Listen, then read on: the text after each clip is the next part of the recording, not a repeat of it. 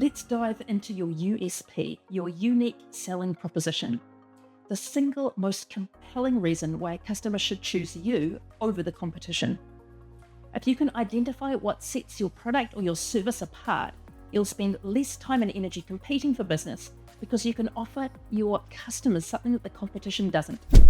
Here's a helpful tool for identifying your USP. Take 3 circles overlapping in the center. These circles represent your customers' needs, your competitors' gaps or weaknesses, and your brand's strengths. You've probably already listed these earlier, so locate them and copy them over. Now, the sweet spot lies in the center. This is where you identify the features of your product or service that directly address your customers' needs and differentiate you from the competition. This overlap represents your USP, the unique selling proposition that makes your brand stand out. So, do you have any special features that your competitors don't offer?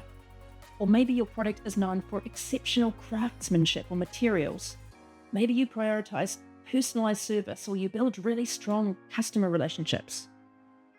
Having a clear USP helps you define your brand identity and target the right audience. It also gives you a competitive advantage by positioning you as the go-to solution for a specific customer need,